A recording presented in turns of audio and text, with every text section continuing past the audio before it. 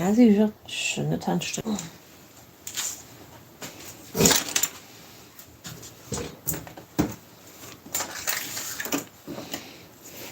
Oh dear. There we go.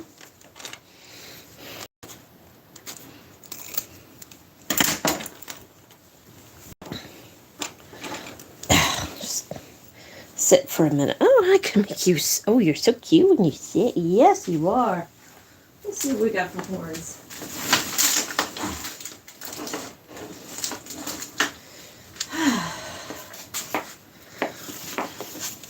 Kind of like you, but I don't know if I can work with you because these are fucking shit for the price I paid for them.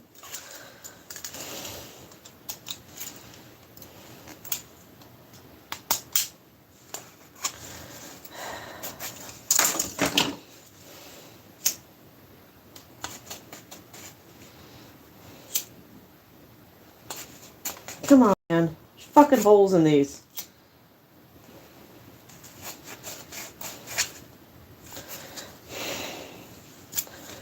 Fucking shit piece of shit.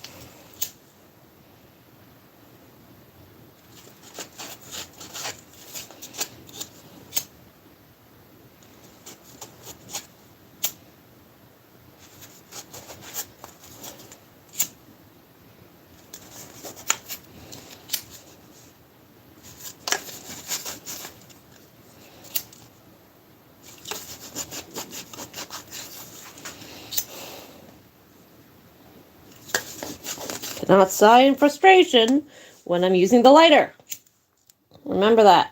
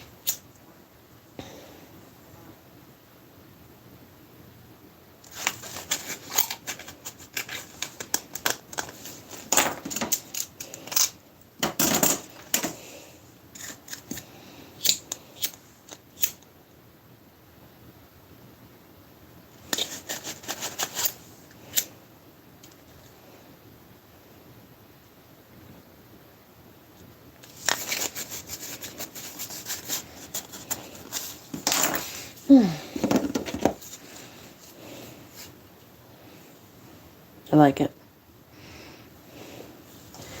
Alright, gonna need you guys to be tripled up though.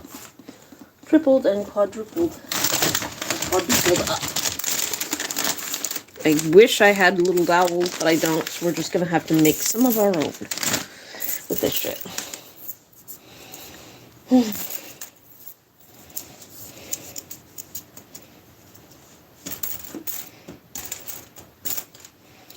See?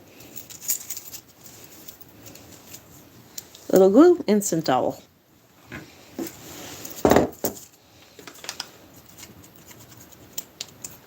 I don't know why it's black.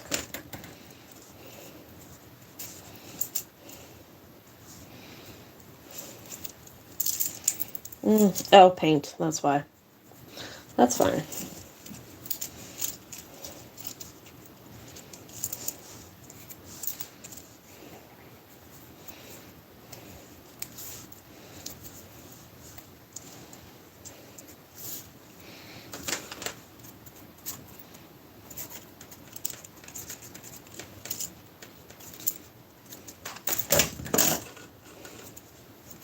Oh yeah, should get something on to listen to. Any requests for the night, or I'm just going to jump back into theory? Would love to listen to music. Ooh. Fanfic. I'll read that later. I probably only got till about 10:30, then I have to go clean the house. Na na na na na na. Hey, what my people say. Let's do food theory. See what's new with them. Nope. I think fashion was another thing, but I will go with something a little different. Audio Willows. Let's try an audiobook for the night. For people from Nova Scotia. Sure you want are. the chance to test 5 food boxes. He's Hungarian. There we go. You fool! Warren is dead.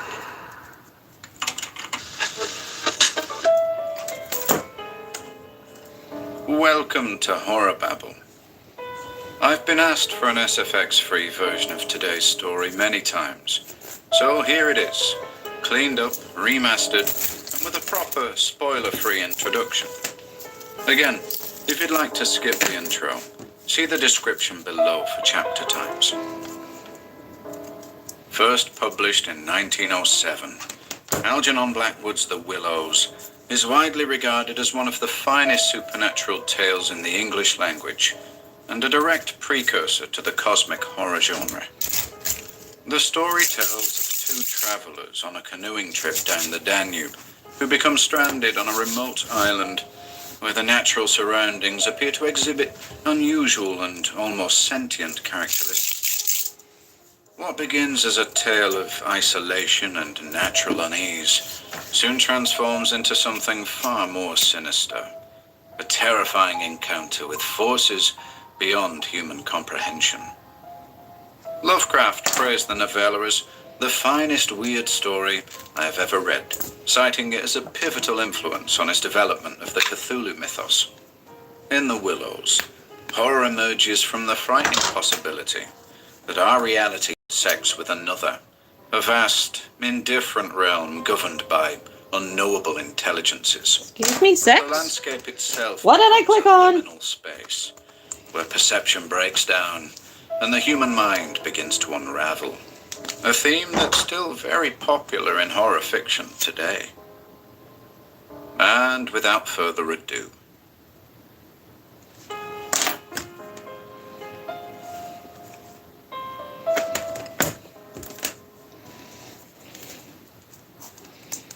The Willows by Algernon Blackwood. To be fair, it's an awesome name for a horror author. After leaving Vienna, and long before you come to Budapest, the Danube enters a region of singular loneliness and desolation, for its waters spread away on all sides, regardless of a main channel, and the country becomes a swamp for miles upon miles, covered by a vast sea of low willow bushes. On the big maps, this deserted area is painted in a fluffy blue, growing fainter in color as it leaves the banks, and across it may be seen in large straggling letters the word sumph, meaning marshes. In high flood, this great acreage of sand, shingle beds, and willow-grown islands is almost topped by the water, but in normal seasons, the bushes bend and rustle in the free winds, showing their silver leaves to the sunshine in an ever-moving plain of bewildering beauty. These willows never attain to the dignity of trees. They have no rigid trunks. They remain humble bushes with rounded tops and soft outline, swaying on slender stems that answer to the least pressure of the wind, supple as grasses, and so continually shifting that they somehow give the impression that the entire plain is moving and alive. For the wind sends waves rising and falling over the whole surface, waves of leaves instead of waves of water. Green swells like the sea too, until the branches turn and lift, and then silvery white as their underside turns to the sun. Happy to slip beyond the control of the stern banks, the Danube here wanders about at will among the intricate network of channels intersecting the islands everywhere, with broad avenues down which the waters pour with a shouting sound, making whirlpools, eddies, and foaming rapids, tearing at the sandy banks, carrying away masses of shore and willow clumps, and forming new islands innumerably, which shift daily in size and shape, and possess at best an impermanent life, since the flood time obliterates their very existence. Properly speaking, this fascinating part of the river's life begins soon after leaving Pressburg, and we, in our Canadian canoe, with gypsy tent and frying pan on board, reached it on the crest of a rising flood about mid-July.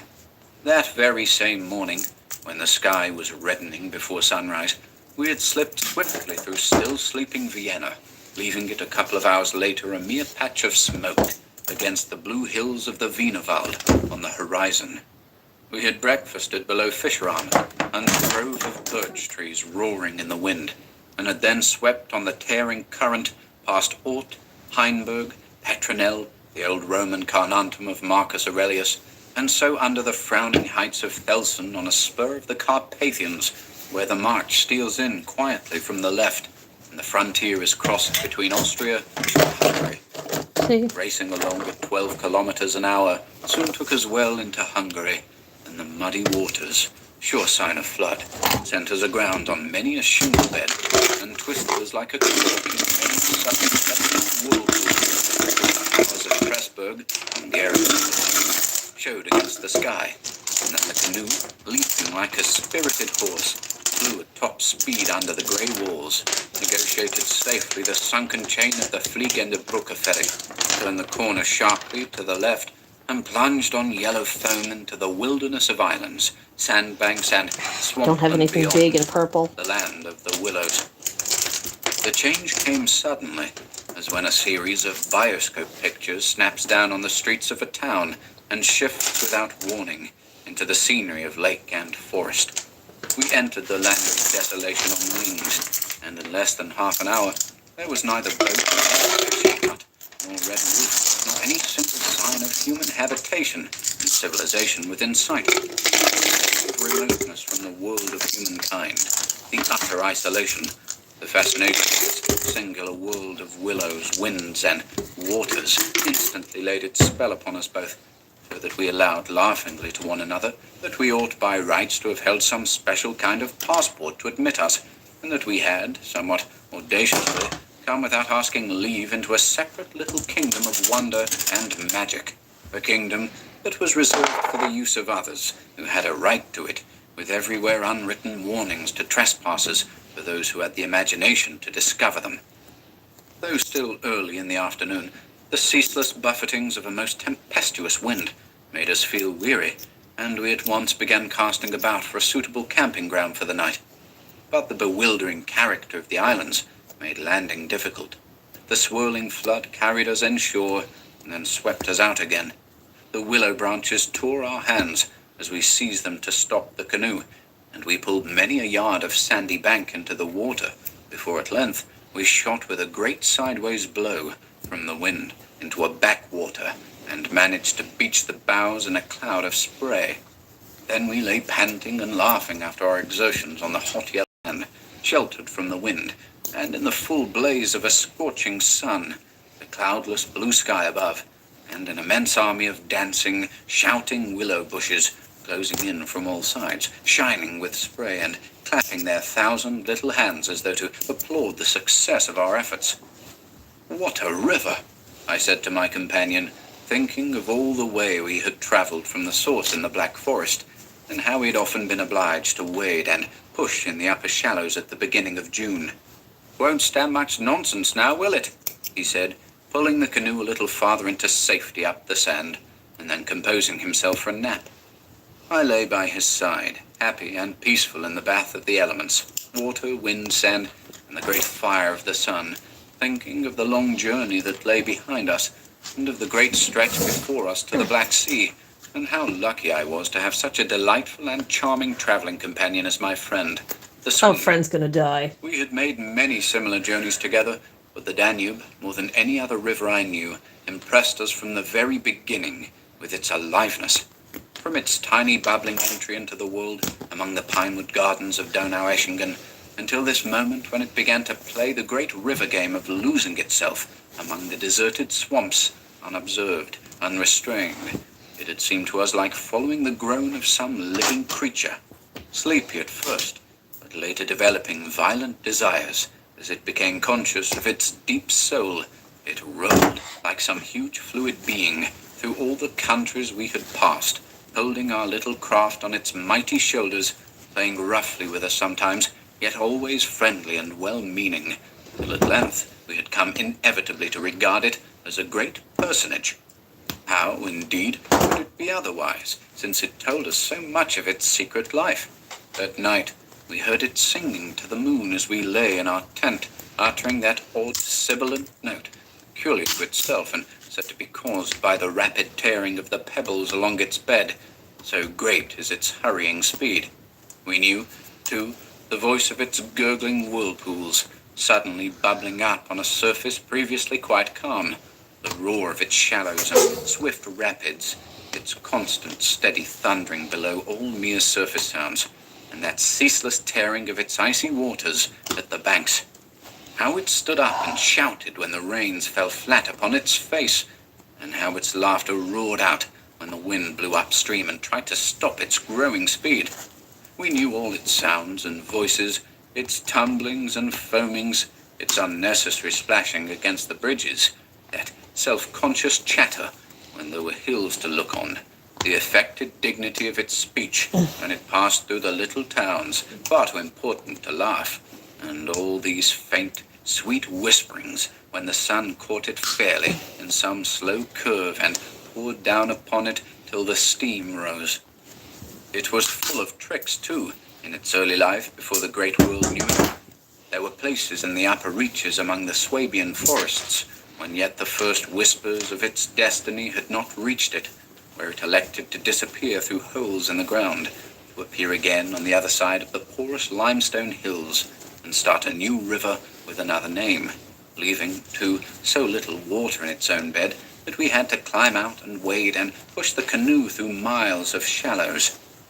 And a chief pleasure, in those early days of its irresponsible youth, was to lie low, like Brer Fox, just before the little turbulent tributaries came to join it from the Alps, and to refuse to acknowledge them when in, to run for miles side by side, the dividing line well marked, the very levels different, the Danube utterly declining to recognize the newcomer.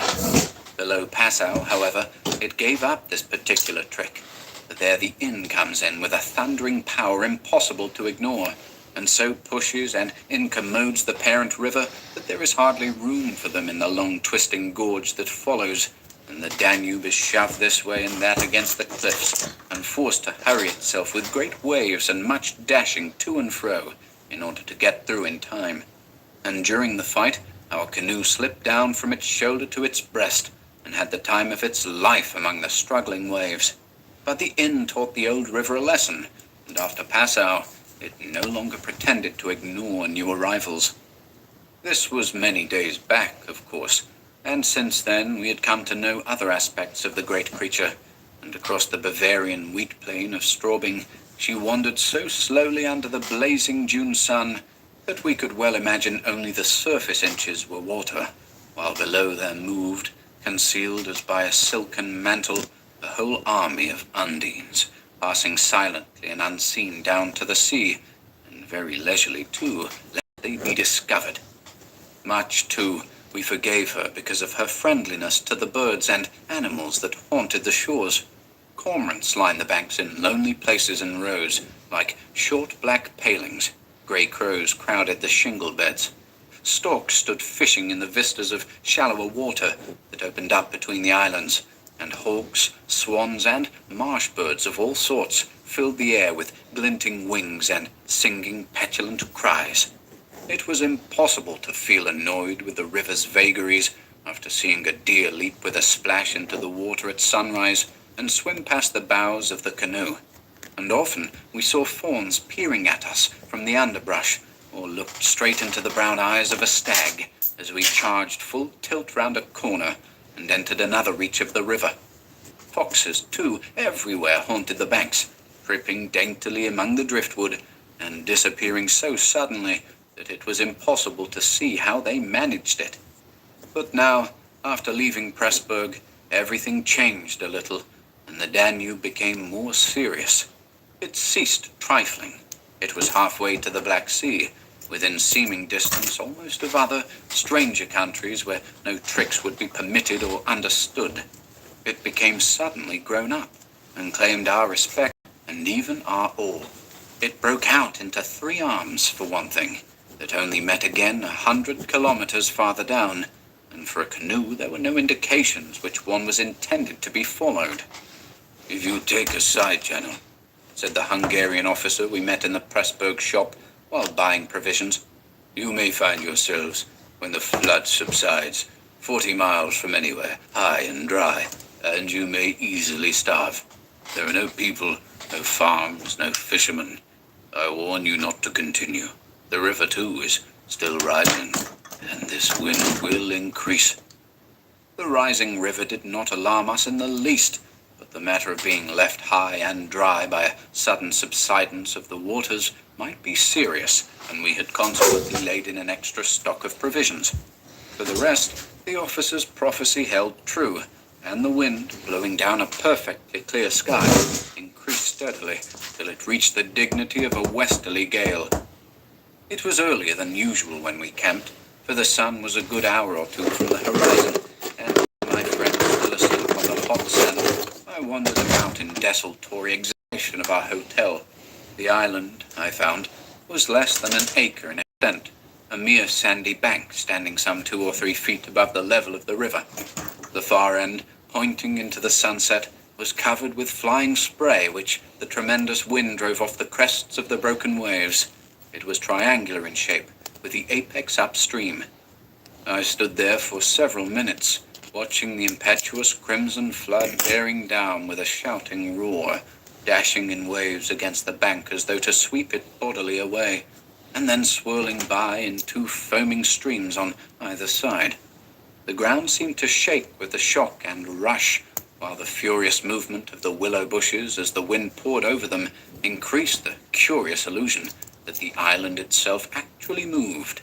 Above, for a mile or two, I could see the great river descending upon me. It was like looking up the slope of a sliding hill, white with foam, and leaping up everywhere to show itself to the sun. The rest of the island was too thickly grown with willows to make walking pleasant, but I made the tour nevertheless. From the lower end the light, of course, changed, and the river looked dark and angry. Only the backs of the flying waves were visible, streaked with foam, and pushed forcibly by the great puffs of wind that fell upon them from behind. For a short mile it was visible, pouring in and out among the islands, and then disappearing with a huge sweep into the willows, which closed about it like a herd of monstrous antediluvian creatures, crowding down to drink. They made me think of gigantic sponge-like growths that sucked the river up into themselves. They caused it to vanish from sight. They herded there together in such overpowering numbers. Altogether, it was an impressive scene, with its utter loneliness, its bizarre suggestion, and as I gazed, long and curiously, a singular emotion began to stir somewhere in the depths of me. Midway in my delight of the wild beauty, there crept, unbidden and unexplained, a curious feeling of disquietude, almost of alarm.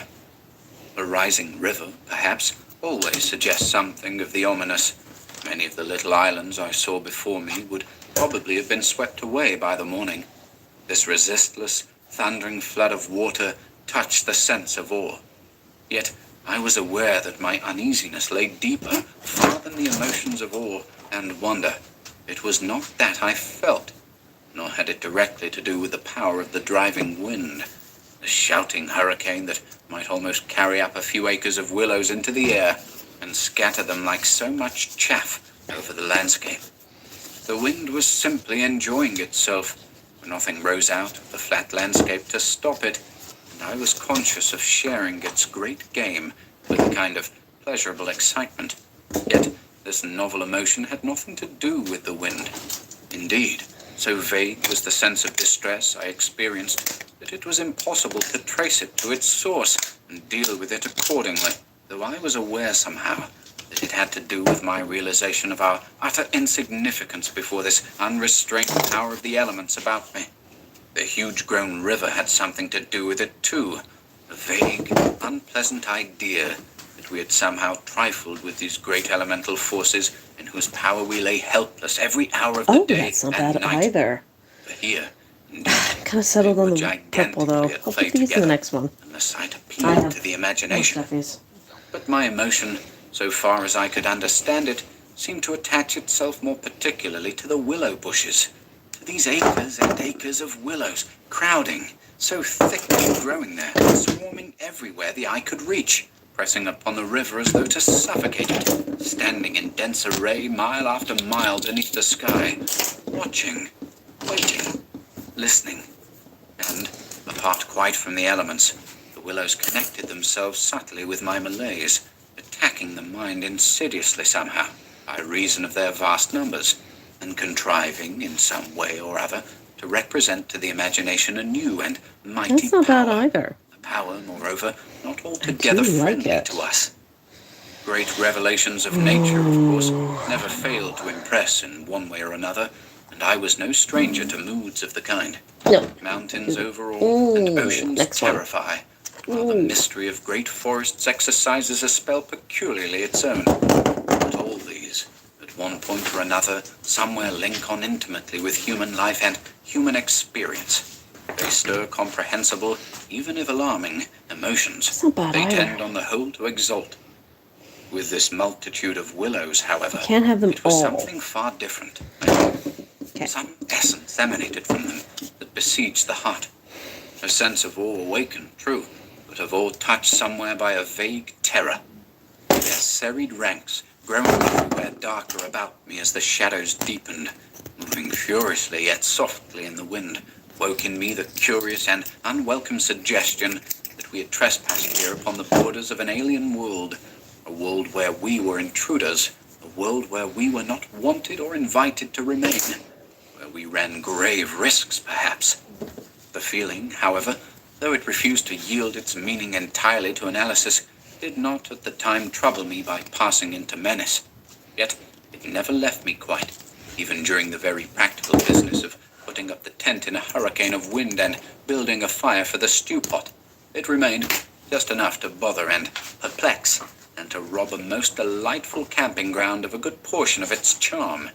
My companion, however, I said nothing, for he was a man I considered devoid of imagination. In the first place, I could never explain to him what I meant, and in the second, he would have laughed stupidly at me if I had. There was a slight depression in the center of the island, and here we pitched the tent. The surrounding willows broke the wind a bit. "A poor camp," observed the imperturbable Swede when at last the tent stood upright. No stones and precious little firewood. I'm for moving on early tomorrow, eh? This sand won't hold anything. But the experience of a collapsing tent at midnight had taught us many devices, and we made the cozy gypsy house as safe as possible, and then set about collecting the store of wood to last till bedtime.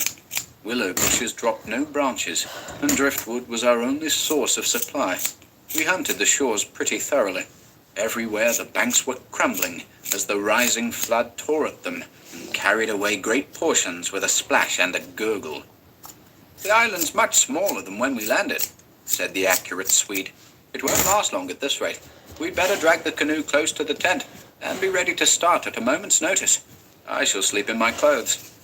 He was a little distance off, climbing along the bank, and I heard this rather jolly laugh as he spoke. "By Jove!" I heard him call a moment later and turned to see what had caused his exclamation. But for the moment he was hidden by the willows, and I could not find him. "What in the world's this?" I heard him cry again, and this time his voice had become serious. I ran up quickly and joined him on the bank. He was looking over the river, pointing at something in the water. "Good heavens! It's a man's body!" he cried excitedly. "Look!" A black thing, turning over and over in the foaming waves, swept rapidly past. It kept disappearing and coming up to the surface again. It was about 20 feet from the shore. Just as it was opposite to where we stood, it lurched round and looked straight at us. We saw its eyes reflecting the sunset and gleaming an odd yellow as the body turned over. Then it gave a swift, gulping plunge and dived out of sight in a flash. "An otter, by gad!" we exclaimed in the same God, breath, that was a human laughing. body. It was an otter, alive and out on the hunt. Yet it had looked exactly like the body of a drowned man, turning helplessly in the current. Far below it came to the surface once again, and we saw its black skin, wet and shining in the sunlight.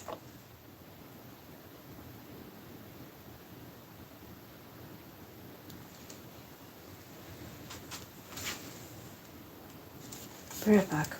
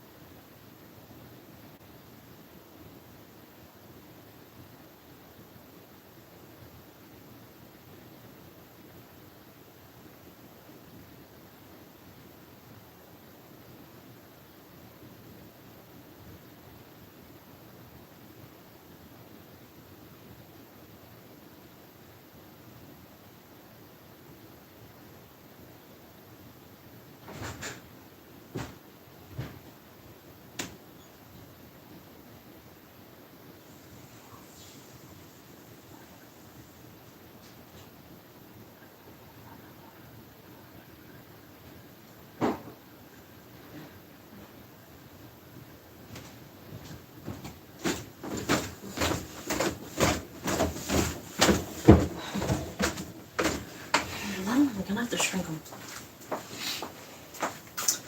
All right, where were we? Then, for that. too, just as we turned back, our arms full of driftwood, another thing happened to recall us to the riverbank. It really was a man, and what was more, a man in a boat.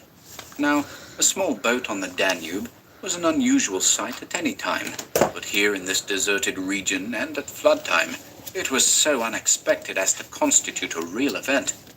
We stood and stared.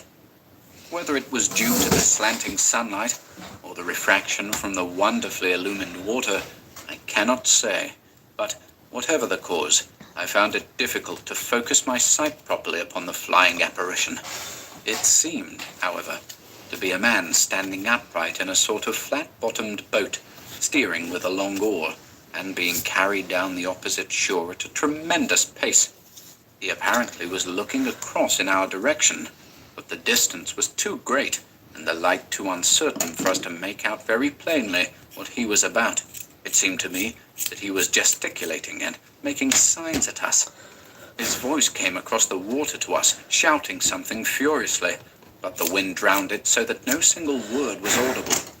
There was something curious about the whole appearance, man, boat, signs, voice, that made an impression on me out of all proportion to its cause.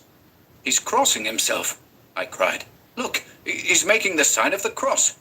"I believe you're right," the Swede said, shading his eyes with his hand and watching the man out of sight. He seemed to be gone in a moment, melting away down there into the sea of willows, where the sun caught them in the bend of the river and turned them into a great crimson wall of beauty. Mist, too, had begun to ruse, so that the air was hazy. "But what in the world is he doing at nightfall on this flooded river?" I said, half to myself. "Where is he going at such a time, and what did he mean by his signs and shouting? You think he wished to warn us about something?" "He saw our smoke, and thought we were spirits, probably," laughed my companion. "These Hungarians believe in all sorts of rubbish. You remember the shopwoman at Pressburg warning us that no one ever landed here because it belonged to some sort of beings outside man's world. I suppose they believe in fairies and elementals, possibly demons too. That peasant in the boat saw people on the islands for the first time in his life," he added, after a slight pause. "And it scared him, that's all." The Swede's tone of voice was not convincing, and his manner lacked something that was usually there. I noted the change instantly while he talked, though without being able to label it precisely. "If they had enough imagination," I laughed loudly. I remember trying to make as much noise as I could. "They might well people a place like this with the old gods of antiquity. The Romans must have haunted all this region more or less with their shrines and sacred groves and elemental deities." The subject dropped and we returned to our stew pot, but my friend was not given to imaginative conversation, as a rule. Moreover, just then I remember feeling distinctly glad that he was not imaginative. His stolid, practical nature suddenly seemed to me welcome and comforting. It was an admirable temperament, I thought. He could steer down rapids like a red Indian, shoot dangerous bridges and whirlpools better than any white man I ever saw in a canoe. He was a grand fellow for an adventurous trip, a tower of strength. When untoward things happened. Was past tense, he's I looked dead. at his strong face and light curly hair as he staggered along under his pile of driftwood, twice the size of mine, and I experienced a feeling of relief. Yes, I was distinctly glad just then that the Swede was what he was, and that he never made remarks that suggested more than they said. "The river's still rising, though," he added, as if following out some thoughts of his own, and dropping his load with a gasp. "This island will be under water in 2 days if it goes on." "I wish the wind would go down," I said. "I don't care a fig for the river." The flood, indeed, had no terrors for us. We could get off at 10 minutes' notice, and the more water, the better we liked it. It meant an increasing current and the obliteration of the treacherous shingle beds that so often threatened to tear the bottom out of our canoe. Contrary to our expectations, the wind did not go down with the sun. It seemed to increase with the darkness, howling overhead and shaking the willows round us like straws. Curious sounds accompanied it sometimes, like the explosion of heavy guns, and it fell upon the water in the island in great flat blows of immense power. It made me think of the sounds a planet must make, could we only hear it driving along through space. But the sky kept wholly clear of clouds, and soon after supper the full moon rose up in the east and covered the river and the plain of shouting willows with a light like the day. We lay on the sandy patch beside the fire, smoking, listening to the noises of the night round us, and talking happily of the journey we had already made, and of our plans ahead. The map lay spread in the door of the tent, but the high wind made it hard to study, and presently we lowered the curtain and extinguished the lantern. The firelight was enough to smoke and see each other's faces by, and the sparks flew about overhead like fireworks. A few yards beyond, the river gurgled and hissed, and from time to time a heavy splash announced the falling away of further portions of the bank. Our talk, I noticed, had to do with the faraway scenes and incidents of our first camps in the Black Forest. or of other subjects altogether remote from the present setting. Neither of us spoke of the actual moment more than was necessary, almost as though we had agreed tacitly to avoid discussion of the camp and its incidents. Neither the otter nor the boatman, for instance, received the honor of a single mention, though ordinarily these would have furnished discussion for the greater part of the evening. They were, of course, distinct events in such a place. The scarcity of wood made it a business to keep the fire going, for the wind that drove the smoke in our faces wherever we sat helped at the same time to make a forced draught. We took it in turn to make some foraging expeditions into the darkness, and the quantity the Swede brought back always made me feel that he took an absurdly long time finding it, for the fact was I did not care much about being left alone, and yet it always seemed to be my turn to grub about among the bushes or scramble along the slippery banks in the moonlight. The long day's battle with wind and water, such wind and such water, had tired us both, and an early bed was the obvious program. Yet neither of us made the move for the tent. We lay there, tending the fire, talking in desultory fashion, peering about us into the dense willow bushes, and listening to the thunder of wind and river. The loneliness of the place had entered our very bones, and silence seemed natural, for after a bit the sound of our voices became a trifle unreal and forced. Whispering would have been the fitting mode of communication, I felt, and the human voice, always rather absurd amid the roar of the elements, now carried with it something almost illegitimate. It was like talking out loud in church, or in some place where it was not lawful, perhaps not quite safe to be overheard. The eeriness of this lonely island, set among a million willows, swept by a hurricane, and surrounded by hurrying deep waters, touched us both, I fancy. Untrodden by men, almost unknown to men, it lay there beneath the moon, remote from human influence, on the frontier of another world, an alien world, a world tenanted by willows only, and the souls of willows. And we, in our rashness, had dared to invade it, even to make use of it. Something more than the power of its mystery stirred in me. I lay on the sand, feet to fire, and peered up through the leaves at the stars. For the last time, I rose to get firewood. "When this is burnt up," I said firmly, "I shall turn in." And my companion watched me lazily as I moved off into the surrounding shadows. For an unimaginative man, I thought he seemed unusually receptive that night, unusually open to suggestion of things other than sensory. He too was touched by the beauty and loneliness of the place. I was not altogether pleased, I remember, to recognize this slight change in him, and instead of immediately collecting sticks, I made my way to the far point of the island, where the moonlight on plain and river could be seen to better advantage. The desire to be alone had come suddenly upon me. My former dread returned in force. There was a vague feeling in me I wished to face and probe to the bottom. When I reached the point of sand jutting out among the waves, the spell of the place descended upon me with a positive shock. No mere scenery could have produced such an effect. There was something more here, something to alarm. I gazed across the waste of wild waters. I watched the whispering willows. I heard the ceaseless beating of the tireless wind, and one and all, each in its own way, stirred in me the sensation of a strange distress, but the willows especially. For ever they went on chattering and talking among themselves, laughing a little, shrilly crying out, sometimes sighing. But what it was they made so much to do about belonged to the secret life of the great plain they inhabited, and it was utterly alien to the world I knew, or to that of the wild yet kindly elements. It made me think of a host of beings from another plane of life, another evolution altogether perhaps, all discussing a mystery known only to themselves. I watched them moving busily together, oddly shaking their big bushy heads, twirling their myriad leaves even when there was no wind. They moved of their own will as though alive. They touched, by some incalculable method, my own keen sense of the horrible. There they stood in the moonlight, like a vast army surrounding our camp, shaking their innumerable silver spears defiantly, formed all ready for an attack. Serious? The psychology of places, For some imaginations at least, it is very vivid. For the wanderer, especially, camps have their note, either of welcome or rejection. At first it may not always be apparent, because the busy preparations of tent and cooking prevent. But with the first pause, after supper usually, it comes and announces itself.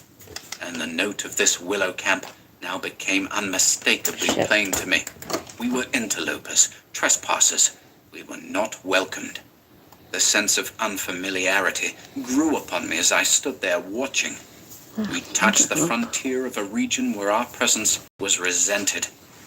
For a night's lodging, we might perhaps be tolerated, but for a prolonged and inquisitive stay, no, by all the gods of the trees and wilderness, no.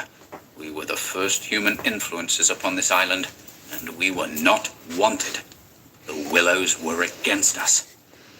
Strange thoughts like these, bizarre fancies, born I know not whence, had lodgment in my mind as I stood listening. I like that one. What, I thought, if after all, these crouching willows proved to be alive, if suddenly they should rise up like a swarm of living creatures, marshaled by the gods whose territory we had invaded, sweep towards us off the vast swamps, booming overhead in the night, and then settle down.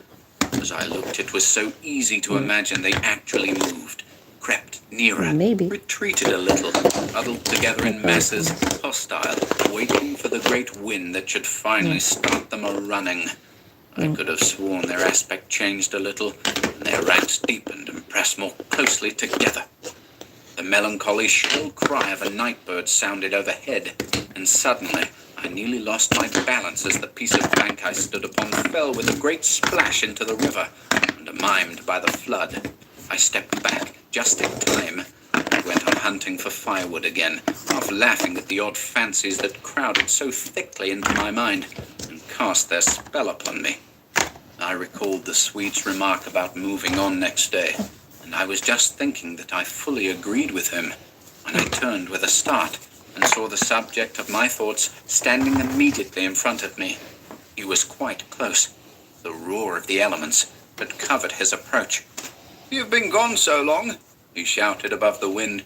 "I thought something must have happened to you."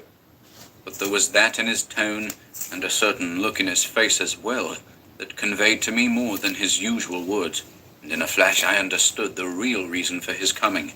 It was because the spell of the place had entered his soul too, and he did not like being alone. "River still rising," he cried, pointing to the flood in the moonlight, "and the wind's simply awful." He always said the same things, but it was the cry for companionship that gave the real importance to his words. "Lucky," I cried back. "Our tent's in the hollow. I think it'll hold all right." I added something about the difficulty of finding wood in order to explain my absence, but the wind caught my words and flung them across the river, so that he did not hear, but just looked at me through the branches, nodding his head.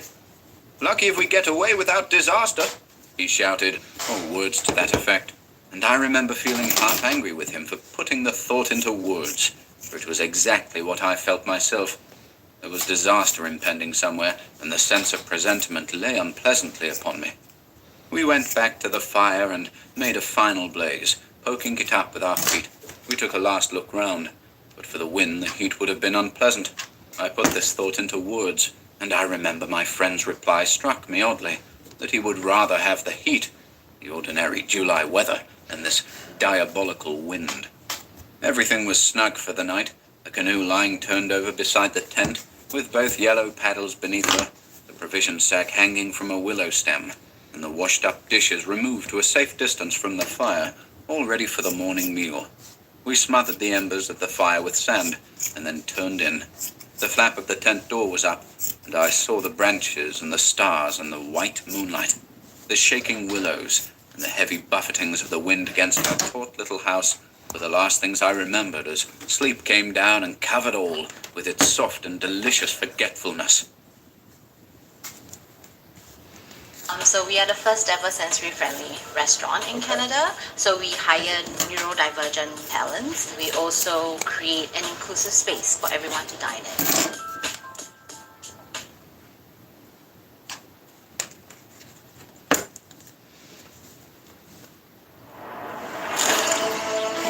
Wait, this book sounds familiar. What is it? It is The Willows by Algernon Blackwood.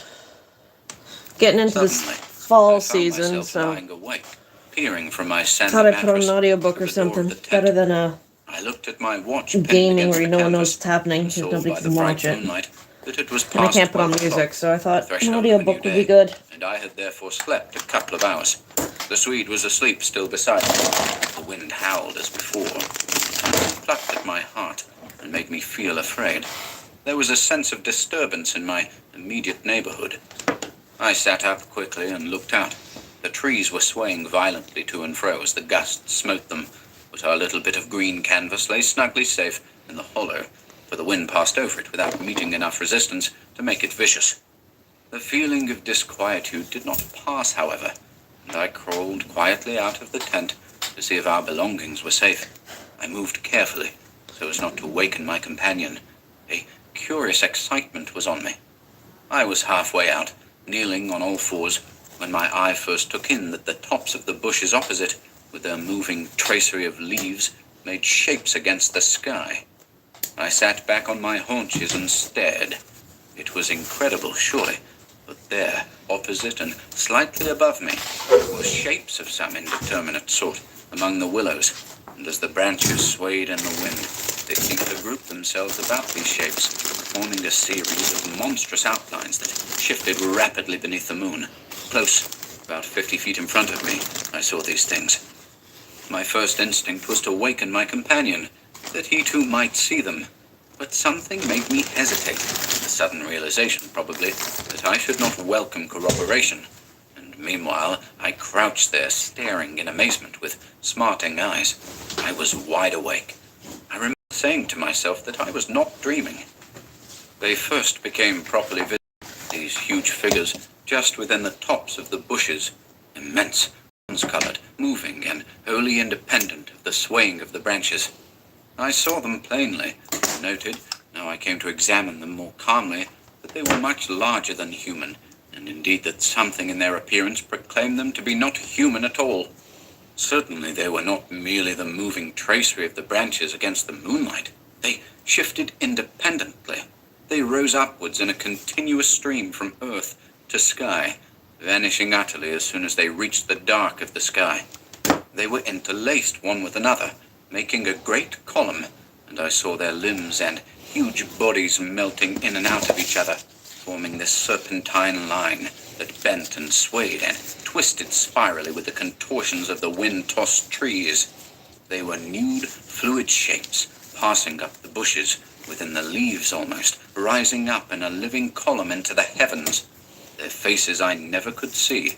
Unceasingly they poured upwards, swaying in great bending curves, with a hue of dull bronze upon their skins. I stared, trying to force every atom of vision from my eyes. For a long time, I thought they must every moment disappear and resolve themselves into the movements of the branches and prove to be an optical illusion. I searched everywhere for proof of reality, and all the while I understood quite well that the standard of reality had changed. For the longer I looked, the more certain I became that these figures were real and living, though perhaps not according to the standards that the camera and the biologist would insist upon. Far from feeling fear, I was possessed with a sense of awe and wonder, such as I have never known. I seemed to be gazing at the personified elemental forces of this haunted and primeval region. Our intrusion had stirred the powers of the place into activity. It was we who were the cause of the disturbance, and my brain filled to bursting with stories and legends of the spirits and deities of places that have been acknowledged and worshipped by men in all ages of the world's history. Oh, sorry, I don't look at the chat too much, so very sorry for not getting replying to it. I'm making monsters. I have an oddities market at the in the week after next, so I'm trying to get some stuff done. So I'm making some like clown teddy bears. Tore at my hair and face, and the sound of the And river some burst upon my jackalopes. ears with a sudden roar. Dashers. These things, I knew, were real, and proved that my senses were acting normally. Yet the figures still rose from earth to heaven, silent, majestically, and a spiral of grace and strength that overwhelmed me at length with a genuine emotion of worship. I felt that I must fall down and worship, absolutely worship.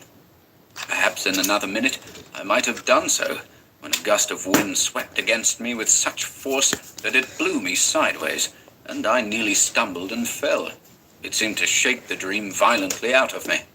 At least it gave me another point of view somehow. The figure still remained, still ascended into heaven from the heart of the night, but my reason at last began to assert itself. It must be a subjective experience, I argued. How's your night Less going? real for that, but still subjective. The moonlight and the branches combined to work out these pictures upon the mirror of my imagination, and for some reason I projected them outwards and made them appear objective. See, I'll take a regular I knew this teddy must bear, be the stuffed case, animal, of and I'll course. turn it into a I monster. took courage and began to move forward across the open patches of sand. By Jove, though, was it all hallucination? Was it merely subjective? Did not my reason argue in the old futile way from the little standard of the known? I only know that great column of figures ascended darkly into the sky for what seemed a very long period of time, and with a very complete measure of reality, as most men are accustomed to gauge reality. Then suddenly, Takes they a were while for gone. hot glue to dry And when it's too once hot. they were gone, and the immediate wonder of their great presence had passed, fear came down upon me with a cold rush. The esoteric meaning of this lonely and haunted region suddenly flamed up within me, and I began to tremble New dreadfully. car. I'd love to have one of A those. quick look round. I'll make you art if you Look buy of me a horror car. that came near to panic, calculating vainly ways of escape.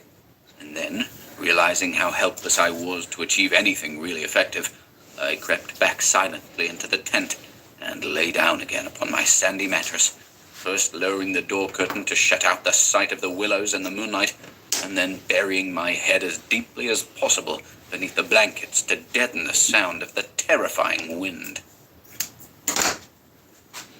I'm very impatient with Mick's putting these long horns 3. on very hard.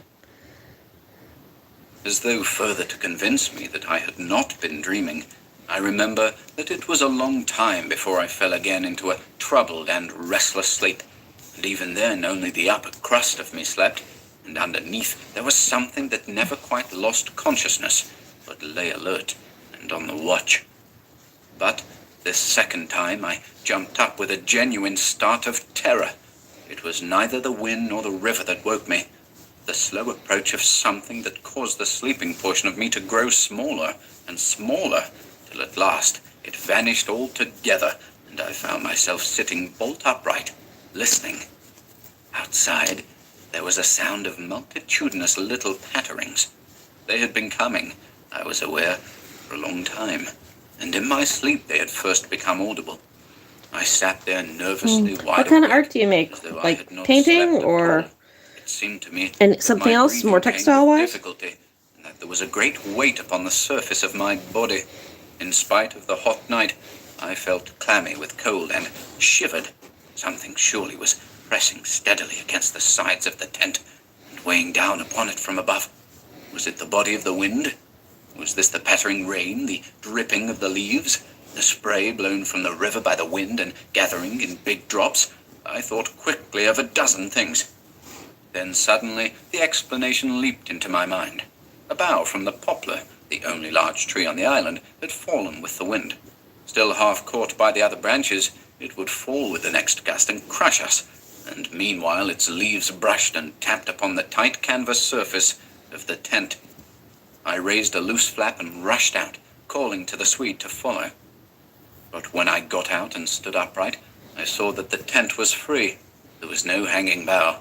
There was no rain or spray. Nothing approached. A cold, grey light filtered down through the bushes and lay on the faintly gleaming sand. Stars still crowded the sky directly overhead, and the wind howled magnificently, but the Don't fire do any no longer digital gave art. out any glow. I'd like to, though. I saw the east reddening in streaks through the trees. Several hours must have passed since I stood there before, watching the ascending figures, and the memory of I do it now painting came as well, back to but me horribly, like an evil I don't have dream. time for that right now. Oh, I've how got to get more tired of it these made me plushies feel. done. That ceaseless, raging wind. Yet, though the deep lassitude of a sleepless night was on me, my nerves were tingling with the activity It's my of the biggest heat, market tireless of the, apprehension, and all idea of the repose year. was out of the question. The river I saw had risen further. It Its thunder filled the There air, we go. and a fine spray Nice made big itself bow. felt Well, through that my should keep thin the sleeping horns where they shirt. need to be till they finish Yet setting. nowhere did I discover the Alright. slightest evidence of anything to cause alarm. This deep, prolonged disturbance in my heart remained wholly unaccounted for. My companion had not stirred when I called him, and there was no need to waken him now. I looked about me carefully, noting everything. Turned over canoes, the yellow paddles, 2 of them. I usually The lie provision down every and the night or extra every lantern second hanging night. together from the tree. Just haven't got a chance to Crowded lately. everywhere about me, enveloping all. The willows, those endless, shaking willows. A bird uttered its morning cry, and a string of duck passed with whirring flop ahead in the twilight. I made The 2-headed sand dog in middle whirled, school. dry and Oh, stinging, that sounds about my exciting. bare feet in the wind. I didn't start till after I walked round the I was out of tent and then went school, out a little way unfortunately, into the so bush, so that I kind could of see sucks across because the river I feel to like the northern I'm landscape. behind 10 The years same where I should be. profound yet indefinable emotion of distress seized upon me again, as I saw the interminable sea of bushes stretching to the horizon, looking ghostly and unreal in the turn wan that down a light bit. of dawn. I walked softly here and there. I make a lot of still 2-headed puzzling monsters, over that but old they're sound usually of infinite start off with a pattering, head. and of that pressure upon the tent that had wakened me. It must have been the wind, I reflected. The wind pardon bearing me. upon the loose, hot sand, driving the dry particles smartly against the taut canvas. Little bit too Heavily big. upon our fragile Although it would roof. look really cool. Yet all the time, my nervousness and malazing It would just fall over. I wouldn't be able to sit up. I crossed over to the farther shore and noted how the coastline had altered in the night, and all the masses of sand the river had torn away. I dipped my hands and feet into the cool current and bathed my forehead. Already there was a glow of sunrise in the sky and the exquisite freshness of coming day. On my way back, I passed purposely beneath the very bushes where I had seen the column of figures rising into the air, and midway among the clumps, I suddenly found myself overtaken by a sense of vast terror. From the shadows, a large figure went swiftly by. Someone passed me, as sure as ever man did. It was a great staggering blow from the wind that helped me forward again, and once out in the more open space, the sense of terror diminished strangely. The winds were about and walking, I remember I wonder saying if to this is the myself, full book. for the winds often move like great presences under the trees, and altogether the fear that hovered about me I do like was it. such an The first unknown one and I went immense to kind of was fear, last year, the so Oddities unlike Market, anything so I'd this ever is going to be felt my before, second time there. that it woke a sense of awe and So, wonder in me that did I much to brought counteract its 8 worst effects. IKEA When I bags reached a high full of point in the middle products, of the full of island, monsters, which I and could I see the left wide with stretch 3 of IKEA river, bags. crimson in the sunrise. So that's what I'm The trying to get magical to right beauty of it all now. was so overpowering I've got that a sort of wild 3 yearning IKEA grew in bags me, upstairs and finished. almost brought So that a means cry another up 5 into to the finish. throat. But I'm also bringing wall art But this this year, and I cry have found 5 no giant squid, and I expression. got a couple places I can My eyes rob in wandered order to from fill the up. plain beyond to So the I'll island have around enough. me, I noted won't have the tent things that I half hidden wanted to have among done the before the willows. market, like the Dreadful tooth discovery fairies leaped and out the at me, stuff like that. compared to which my terror of the walking wind seemed as nothing at all. For a change, I thought, would somehow come about in the arrangement of the landscape.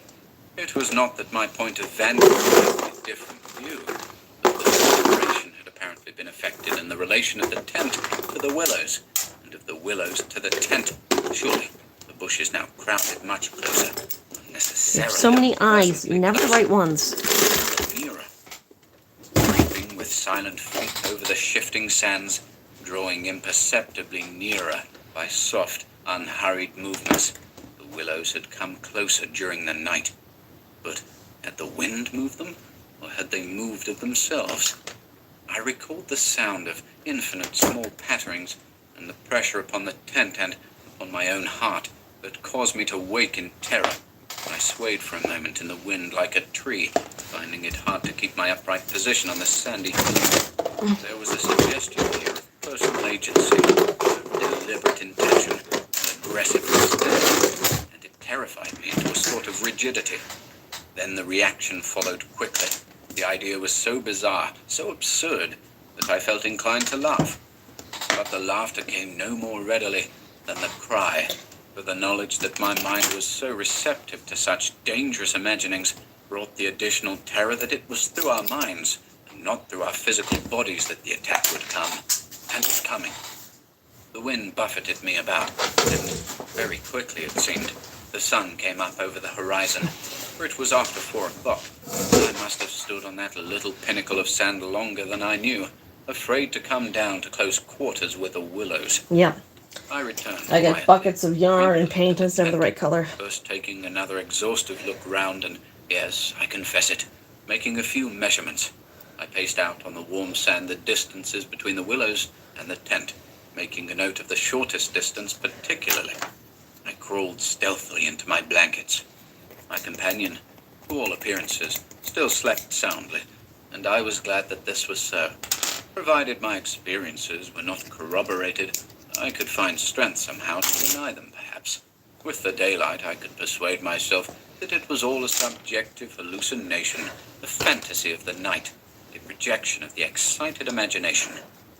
Nothing further came in to disturb me, and I fell asleep almost at once, utterly exhausted, yet still in dread of hearing again that weird sound of multitudinous pattering, or of feeling the pressure upon my heart that had made it difficult to breathe.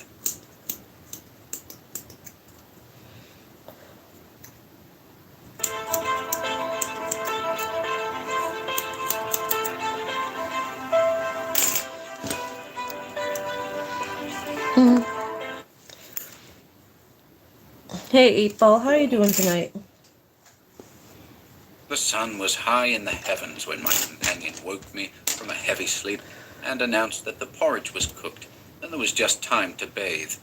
The grateful smell of frizzling bacon entered the tent door. "River still rising?" he said, "and several islands out in midstream have disappeared altogether. Our own island's much smaller."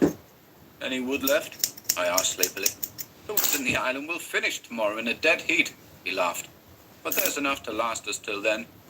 I plunged in from the point of the island, which had indeed altered a lot in size and shape during the night, and was swept down in a moment to the landing place opposite the tent. The water was icy, and the banks flew by like the country from an express train. Bathing under such conditions was an exhilarating operation, and the terror of the night seemed cleansed out of me by a process of evaporation in the brain. The sun was blazing hot. Not a cloud showed itself anywhere. The wind, however, had not abated one little jot. Quite suddenly, then, the implied meaning of the Swede's words flashed across me, showing that he no longer wished to leave post-haste, and had changed his mind. Enough to last till tomorrow. We should sit on the island and he struck me. Therefore, the other way. Great crumblings of the banks of breakfast, heavy splashings and clouds of spray, which the wind brought into our frying pan, and my fellow traveller talked incessantly about the difficulties the Vienna pest steamers must have to find the channel in flood. But the state of his mind interested and impressed me far more than the state of the river or the difficulties of the steamers. He had changed somehow since the evening before. His manner was different, a trifle excited, a trifle shy, with a sort of suspicion about his voice and gestures. I hardly know how to describe it now in cold blood, but at the time I remember being quite certain of one thing, that he had become frightened. He ate very little breakfast, and for once omitted to smoke his pipe. He had the map spread open beside him, and kept studying its markings. "We'd better get off sharp in an hour," I said presently, feeling for an opening that must bring him indirectly to a partial confession, at any rate. And his answer puzzled me uncomfortably. "Rather, if they'll let us." "Who'll let us? The elements?" I asked quickly, with affected indifference. "The powers of this awful place, whoever they are," he replied, keeping his eyes on the map. "The gods are here, if they are anywhere at all in the world." "The elements are always the true immortals," I replied, laughing as naturally as I could manage, yet knowing quite well that my face reflected my true feelings, when he looked up gravely at me and spoke across the smoke. "We shall be fortunate if we get away without further disaster." This was exactly what I had dreaded, and I screwed myself up to the point of the direct question. It was like agreeing to allow the dentist to extract the tooth. It had to come anyhow in the long run, and the rest was all pretense. "Further disaster? Why? What's happened?" "For one thing, the steering paddle's gone," he said quietly. "The steering paddle gone?" I repeated, greatly excited, for this was our rudder, and the Danube in flood without a rudder was suicide. But what? And there's a tear in the bottom of the canoe, he added, with a genuine little tremor in his voice. I continued staring at him, able only to repeat the words in his face somewhat foolishly. There, in the heat of the sun. These ones are cute. The yellow matches the eyes. I try to match them to the eyes. Atmosphere descending round us. I got up to follow him. They can't match his too head much. gravely and led the way I washed everybody. Yards on the other side Took me of the fireplace. almost all day at the laundromat, but I got everybody washed and dried yesterday. Kind of feel like I should do yellow, but kind of want to do pink as well. The sand beside her. There's only I one, don't know if I have he yellow. said, stooping to pick it up. And here's the rent in the baseboard. It was on the tip of my tongue to tell him that I had clearly noticed 2 paddles a few hours before, but a second impulse made me think better of it. Maybe a sparkly yellow. Nothing. I approached to see. I think it's sparkly. There was a long, finely made tear in the bottom of the canoe, where a little slither of wood had been neatly taken clean out.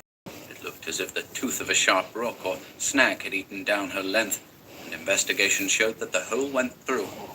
Had we launched out in her without observing it, we must inevitably have found it. At first, the water would have made the wood swell so as to close the hole, but once out in midstream, the water must have poured in, and the canoe, never more than 2 inches above the surface, would have filled and sunk very rapidly. There, you see an attempt to prepare a victim for the sacrifice, I heard him saying, more to himself than to me. 2 victims, rather, he added, as he bent over and ran The his horns are 3D printed, so that helps a lot if you want to get your own pair. I can't help with unscrewing your head, though. Something about rules and laws and first-degree murder. So sensitive. It wasn't there last night, he said presently, straightening out from his examination and looking anywhere but at me. We must have scratched her in landing, of course, I stopped whistling to say. The stones are very sharp. I stopped abruptly, for at that moment he turned round and met my eye squarely. I knew just as well as he did how impossible my explanation was. There were no stones to begin with. And then there's this to explain too, he added quietly, handing me the paddle and pointing to the blade. A new and curious emotion spread freezingly over me as I took and examined it. The blade was scraped down all over, beautifully scraped, as though someone had sandpapered it with care, making it so thin that the first vigorous stroke must have snapped it off at the elbow. One of us walked in his sleep and did this thing, I said feebly, or it has been filed by the constant stream of sand particles blown against it by the wind, perhaps. Ah, said the Swede, turning away, laughing a little. You can explain everything. The same wind that caught the steering paddle and flung it so near the bank that it fell in with the next lump that crumbled. I called out after him, absolutely determined to find an explanation for everything he showed me. I see, he shouted back, turning his head to look at me, before disappearing among the willow bushes. Once alone with these perplexing evidences of personal agency, I figured as much. I think my first thoughts took the form of, one of us must have done this thing, and it certainly was not I. But my second thought decided how impossible it was to suppose, under all the circumstances, that either of us had done it. But my companion, could have knowingly had a hand in it, was a suggestion not to be entertained for a moment. Equally so, the explanation that this imperturbable and densely practical nature had suddenly become insane and was busied with insane purposes.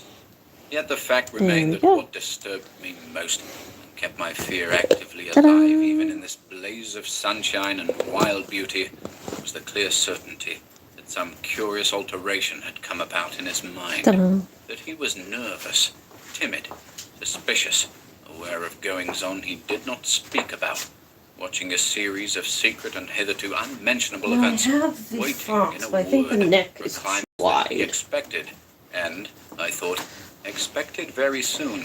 This grew up in my mind intuitively. This one is way too wide. Hardly knew how. I'd need something that big. I made a hurried examination of the tent and its surroundings, but the measurements of the night remained the same. There were deep hollows formed in the sand I now noticed for the first time, basin-shaped, and of various depths and sizes, varying from that of a teacup to a large bowl. The wind, no doubt, was responsible for these miniature craters, just as it was for lifting the paddle and tossing it towards the water. The rent in the canoe was the only thing that seemed quite inexplicable, and it was conceivable that a sharp point had caught it when we landed.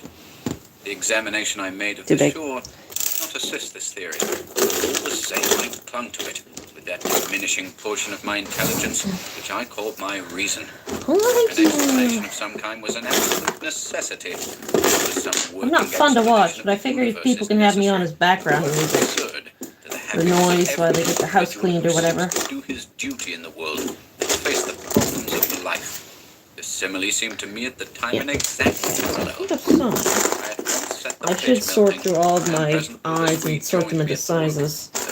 Be easier than digging through them. Could not be safe for traveling until the following day. I drew his attention slowly to the holes in the sand. Yes, he said. I know. They're all over the island. But you can explain them, no doubt. Which, of course, I answered without hesitation.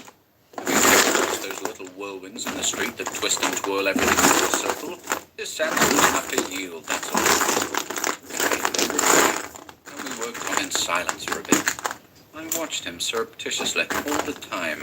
I had an idea he was watching me. He seemed to be always listening attentively to something I could not hear. Perhaps for something that he expected to hear. But he kept turning about and staring into the bushes and up into the sky. So many things, you're very right. The water, where it was visible through the openings among the thank you. What are you drawing? I'm currently obsessed with a K-pop Demon Hunters. He said nothing to me, however, about it. But I asked no questions. And meanwhile, as he mended that torn canoe with the skill and address of a Red Indian, I was glad to notice his absorption in the work, but there was a vague dread in my heart that he would speak of the changed aspect of the Willows, and if he had noticed that, my imagination could no longer be held a sufficient explanation of it. At length, after a long pause, he began to talk. Queer thing, he added, in a hurried sort of voice, as though he wanted to say something and get it over. Queer thing, I mean about that otter last night. I had expected something so totally different that he caught me with surprise, and I looked up sharply. Shows how lonely this place is. Otters are awfully shy things. I don't mean that, of course, he interrupted. I mean, did you think it really was an otter? What else, in the name of heaven? What else? You know, I saw it before you did, and at first it seemed so much bigger than an otter. The sunset, as you looked upstream, magnified it, or something, I replied. He looked at me absently a moment, as though his mind were busy with other thoughts. It had such extraordinary yellow eyes, he went on, after himself. That was the sun, too. I laughed, a trifle boisterously. I suppose you'll wonder next if that fellow in the boat... I suddenly decided not to finish the sentence. He was in the act again of listening, turning his head to the wind, and something in the expression of his face made me halt. The subject dropped, and we went on with our corking. Apparently, he had not noticed my unfinished sentence. I'm writing a fanfic 5 right minutes now. later, however, he looked at me across the canoe, the smoking pitch in his hand, his Abby face romance. exceedingly grave. How they I met? did rather wonder if you want to know, he said slowly. What did you think about it? I remember thinking at the time it was not a man. The business seemed to rise quite suddenly out of the water. I laughed again boisterously in his face, but this time there was impatience, and a strain of anger too in my feeling. Look here now, I cried. This place is quite queer enough, without going out of our way to imagine things. That boat was an ordinary boat, and the man in it was an ordinary man. And they were both going downstream as fast as they could lick. And that otter was an otter, so don't let's play the fool about it. He looked steadily at me with the same grave expression. He was not in the least annoyed. I took courage from his silence. And for heaven's sake, I went on, don't keep pretending you hear things, because it only gives me the jumps. And there's nothing to hear but the river and this cursed old thundering wind. You fool, he answered in a low, shocked voice. You utter fool. That's just the way all victims talk, as if you didn't understand just as well as I do. He sneered with scorn in his voice. and a sort of resignation. The best thing you can do is to keep quiet and try to hold your mind as firm as possible. This feeble attempt at self-deception only makes the truth harder when you're forced to meet it. My little effort was over, and I found nothing more to say, for I knew quite well his words were true, and that I was the fool, not he. Up to a certain stage in the adventure, he kept ahead of me easily, and I think I felt annoyed to be out of it, to be thus proved less psychic, less sensitive than himself to these extraordinary happenings, and half ignorant all the time of what was going on under my very nose. Story? He knew from the very Well, it's from the beginning, 1800s. apparently. I don't know what But at time, the when moment, this was. I wholly missed the When point was of this his book words about the done? necessity of there being a victim, and that we Oh, no, ourselves 1800s? were destined to satisfy the Well, want. early 19? No, it I has to be the got 1800s, pretense I think. Thenceforward, likewise, my fear Yeah. increased steadily Queer to as the in climax. strange. But Not you're queer as in quite queer. right about one thing, he added, before the subject passed. Do you really want to have That a is that book we're wise enough play to that talk makes you about it, question whether you or should be even listening think to it? about it. The Call of Because Cthulhu. one thinks, Fucking racist, man. Holy shit. What one says happens. That afternoon, while the canoe That's a drifted racist in book. we spent trying to fish, testing the leak, collecting wood, and watching the enormous flood of rising water. Masses of driftwood swept near our shores sometimes, and we fished for them with long willow branches. The island grew perceptibly smaller as the banks were torn away with great gulps and splashes.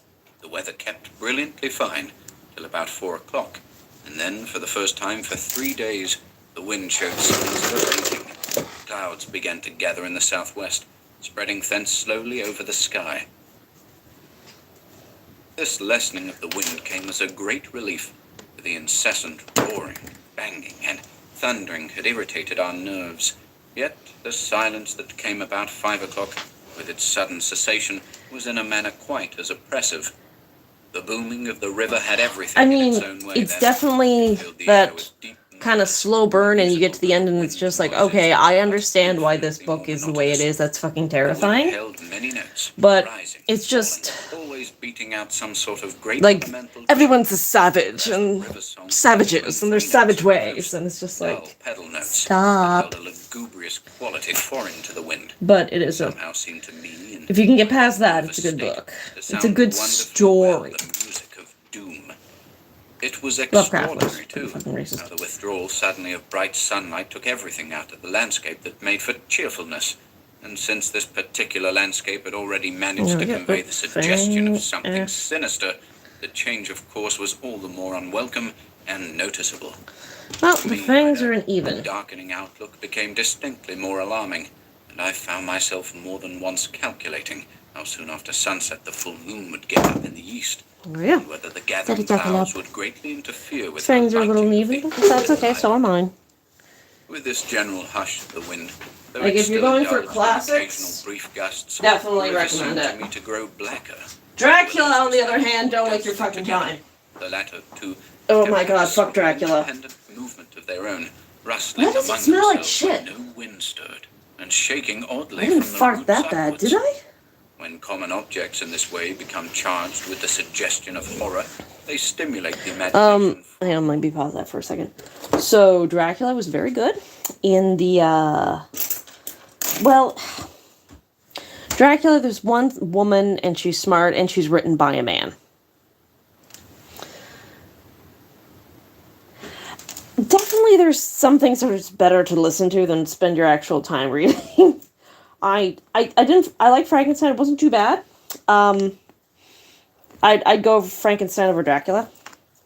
Like, I listened to the audiobook of Dracula, and it's just like, at one point, she gets possessed by, or getting turned into a vampire, right? And she's like, he can read my mind, but maybe I can read his. And it's like, oh, that's pretty smart. Oh, my dearest Wilbert, or whatever his name is. She's like, oh, my dearest. And it's just, the whole fucking thing is just her being, you know, man crazy. Ugh, I fucking hate it. And my god, it's just so annoying. Like, there's one part where he is, or one of the crazy people, Dracula's attacked, and he's dying, and you know that Dracula is, like, upstairs attacking the woman and turning her into a vampire, and the dying guy on the floor is like, oh, as I lay here in my last words, I have to say, oh, could you get me a small sip of brandy? I'm just like, well, you fucking leave him and go protect her! But hey, what do I know? I didn't write the book. Thank you for coming to my TED. Yeah, it don't have to be that size. But yeah, it's, yeah, you get that kind of, you know what I mean, when a woman written by a man character. Alright, get back to this. I need to find me some matching eyes. Looks like we're going with green. About us, assumed in the darkness a bizarre grotesquerie of appearance, lent to them somehow the aspect of purposeful and living creatures. Their very ordinariness, I felt, masked what was malignant and hostile to us. The forces of the region drew nearer with the coming of like night. how in this one he keeps referring to like he's like a redskin, like that kind of racism. You'll end up with the Cthulhu. There's like, dude, you can't say that. Sensations in this extraordinary place present themselves. I had slept a good deal in the early afternoon, and had thus recovered somewhat from the exhaustion of a disturbed Gotta night. paint some But this horn only for him, served though. apparently to render me more susceptible than before to the Actually? obsessing spell of the haunting. Why did I I paint fought you? against it, laughing Did at I my have something feelings you were as going to absurd go and in? childish. If with not, I'm very going to use obvious you. physiological explanations. Yet, in spite of every effort, it gained in strength upon me, so that I dreaded the night as a child lost in a forest must dread the approach of darkness. I didn't mind as an audiobook. I'm glad I didn't sit down and spend my time like reading it. But I mean, I can't sit down anyway and not do something. Alright, greenhorns if you insist. I busied myself with a stew pot and preparations for dinner, it being my turn to cook that night. We had potatoes, onions, bits of bacon fat to add flavor, and a general thick residue from former stews at the bottom of the pot. With black bread broken up into it, the result was most excellent, and it was followed by a stew of plums with sugar and a brew of strong tea with dried milk. A good pile of wood lay close at hand, and the absence of wind made my duties easy. My companion sat lazily watching me, dividing his attentions between making his pipe Yearns for the greenhorns. an admitted privilege of the off-duty man. Like He had yearns. been very quiet all the afternoon, engaged in recorking the canoe, strengthening the tent ropes, and fishing for driftwood while I slept. No more talk about undesirable things had passed between us, and I think his only remarks had to do with the gradual destruction of the island, which he declared was not fully a third smaller than when we first landed. The pot had just This is begun gonna to be bubble annoying. when I heard his voice calling to me from the bank, where he had wandered away without my noticing. I ran up. "Come and listen," he said, "and see what you make of it." He held his hand cupwise to his ear, as so often before. "Now, do you hear anything?" he asked, watching me curiously. We stood there, listening attentively together. At first, I heard only the deep note of the water and the hissings rising from its turbulent surface. The willows, for once, were motionless and silent. Then a sound began to reach my ears faintly, a peculiar sound, something like the humming of a distant gong. It seemed to come across to us in the darkness from the waste of swamps and willows opposite. It was repeated at regular intervals, but it was certainly neither the sound of a bell nor the hooting of a distant steamer. I can liken it to nothing so much as to the sound of an immense gong suspended far up in the sky, repeating incessantly its muffled metallic note, soft and musical, as it was repeatedly That's struck. another part. Yeah, I don't know all the shit I need to do. Stuff I've heard is. it all day, said my companion. While you slept this afternoon, it came all on the island. I hunted it down, but could never get near enough to localize it correctly. Overhead, and sometimes it seemed under the water. Once or twice, too, I could have sworn it was not outside at all, but within myself, the way a sound in the fourth dimension is supposed to come. I was too much puzzled to pay much attention to his words. I listened carefully, striving to associate it with any known familiar sound I could think of, but without success.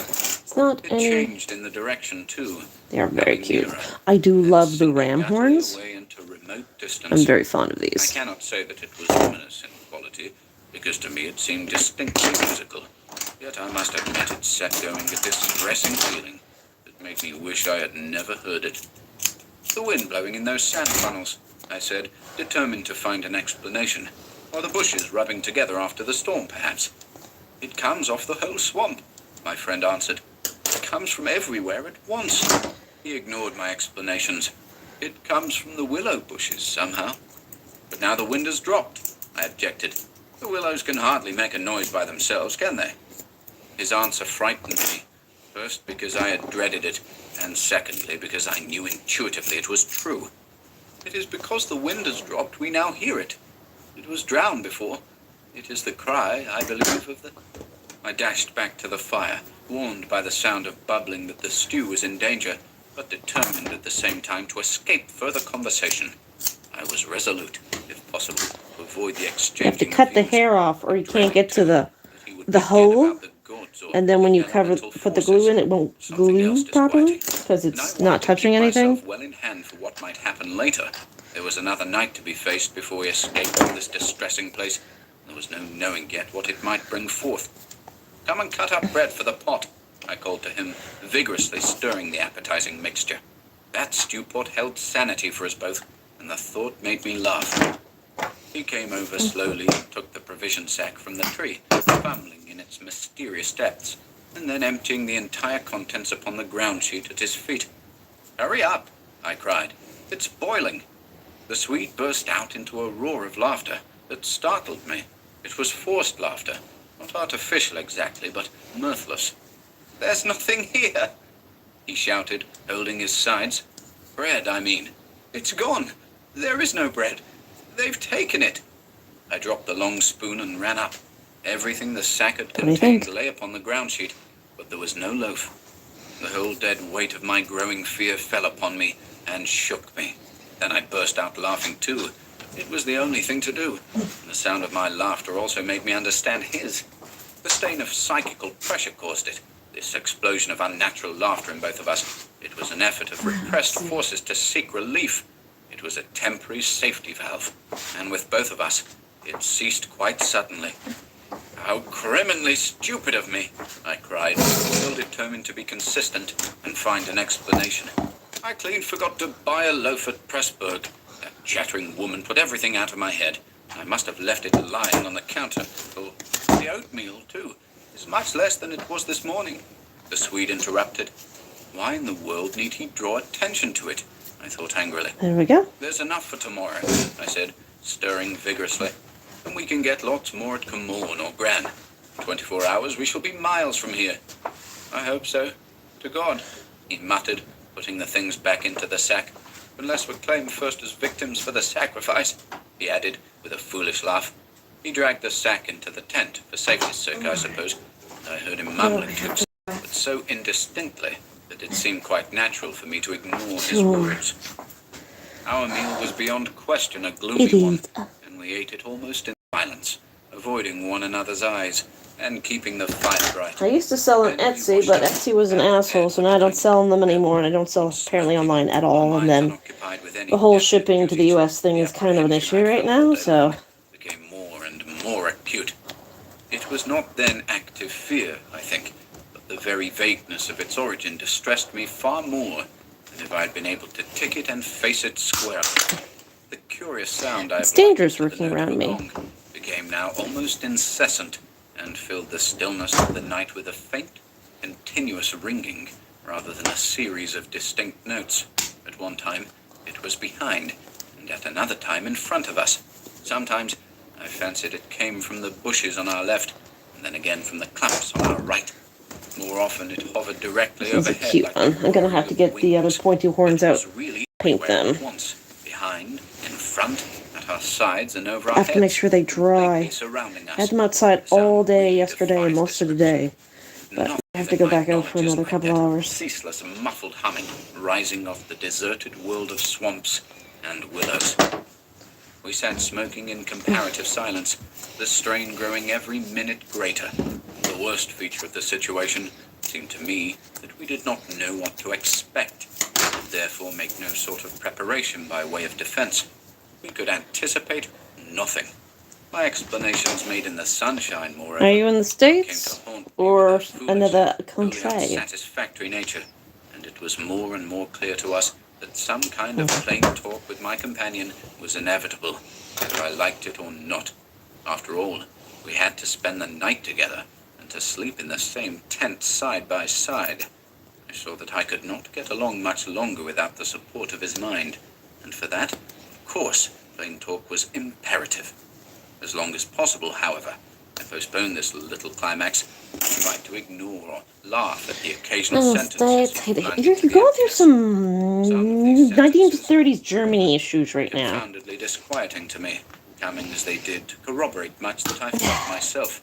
Corroboration, Yeah. too, which made it so much more And the worst part is, like, convincing no one's coming to from a save you. totally different You point gotta of get view. yourself out of this He mess. composed such curious I don't know sentences, if you can. hurled them at me in such an It's terrifying because I see it inconsequential sort of happening way. here in Canada His main too. line of thought was secret to himself, and these fragments were mere bits he found it impossible to digest. He got rid of them by uttering them. Speech relieved him. It was like being sick. There are things about us, I'm sure, that make for disorder, disintegration, destruction. Our destruction, he said once, while the fire blazed between us. We've strayed Oh, out did of you a see the safe Winnie the line Pooh I did somewhere. earlier today? And another time, when the gong sounds had come nearer, ringing much louder than before, and directly over our heads, Oh, he said, as though I talking to would. himself, I wanted to do welding. I wanted to do a lot of things I never got to do. I got talked out of most things. And I took a web design course, which of course worthless now. It seemed to be within me, which is precisely how a fourth dimensional sound might be supposed to make itself heard. I purposely made no reply to this, but I sat up a little closer to the fire and peered about me into the darkness. The This clouds one were doesn't have a massed tail. all I feel over like I the should give it a sky. tail. No trace of moonlight I have came white through. fur. Very still, too. Everything was, so that the river and the frogs had things all their own way. It has that about it, Alright, hang on, let me grab. which is Winnie the utterly out Pooh. of common experience. Well, he's not an official Winnie the Pooh, but you can tell. He had a red shirt, which I It's a misplaced. human sound. But you can tell they were going for Winnie the Sound Pooh. outside humanity. Having rid himself of this indigestible morsel, he lay quiet There we for a go. time.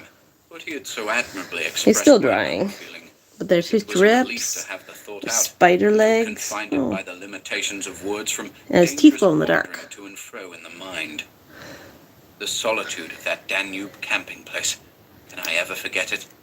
The feeling of being utterly alone on an empty planet. Came out pretty good. It took me way too long to figure out how to get the legs right so fast.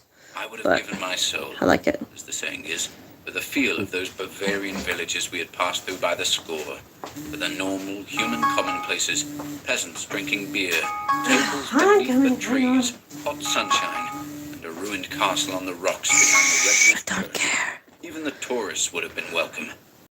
Yet what I felt of dread was no ordinary ghostly fear.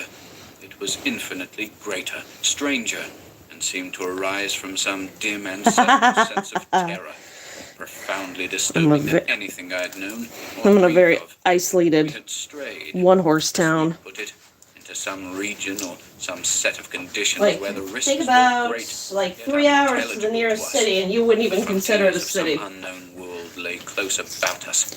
It was a spot held by the There you go. dwellers in some This outer one's still pretty space, cute, so I'm gonna leave the a sort original of bow and beehole stuff on. whence they spy upon the earth, themselves unseen, a point where the veil between had worn a little thin. As the There. final result of too long a sojourn here, we should be carried over the border and deprived of what we called our lives, yet by mental, not physical processes. In that sense, as he said, It has its we ups should be and the downs. victims of our adventure, a sacrifice. It There we took go. us in different fashion, each according There. to the That's measure more of of a his fluffy bunny. sensitiveness and powers of I'm resistance. gonna give it a I tail. translated Hang on a it second. vaguely into a I need scissors.